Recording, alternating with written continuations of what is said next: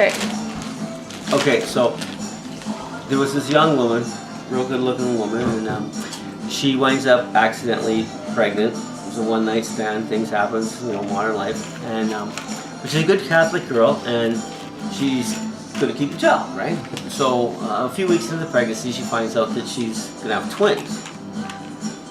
Well, all good intentions aside, I mean, she doesn't know if she can manage twins, so she talks to her parents, and they decide that the right thing to do is actually go through the pregnancy, but give the kids up for adoption. So they do. They give the kids up for adoption, the twin boys, and she actually goes on to get married and have a husband and raise some other family, but I'll get back to that.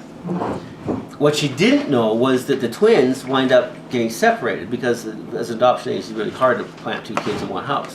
Now the first one did well right away. It was an East Indian family that adopted a child. They were new in the country. They were all into this whole citizenship and getting a family going. And his name was Amal. He did fantastic in school. He had the storybook life as far as an adopted kid goes. And he's now in university to be a doctor. Okay? The other one didn't do so well at first. He started out in foster care with a Mexican family who had several other foster kids. His name was Juan, and he bounced from foster family to foster family and everything else. Now his schooling wasn't so great, but he wound up being a very good football player and got a scholarship to go where? To university, right? Are these kids white? And so, yeah, they're white. So anyway, so Juan goes off to university to scholarship. Now Juan knows he's adopted. He's been in foster care all his life. So at this point, he wants to contact his real mother, and he gets a hold of the adoption agency because they can't tell him that and so on. But he does find out he has a twin brother. Okay.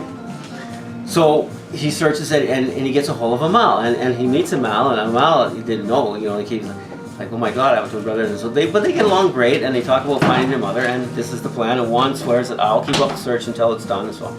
So Juan does locate their mother later on, and when he does, he writes her this long letter about his life and everything, and tells her all about Amal and what things are going on today, and he puts a picture of himself and he mails it off.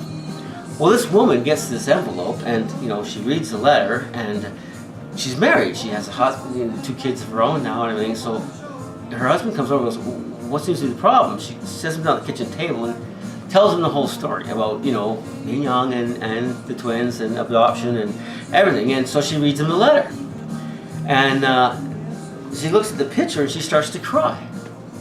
And her husband says, honey, after reading the letter, it sounds like they both turned out very well. They're not criminals or anything. They're both in university. They want to meet you. There's nothing the matter here. What's the problem? And she says, well, I just wish I had pictures of both of them. And her husband looks at her and says, well, they're twins, aren't they? You've seen one, you've seen them all.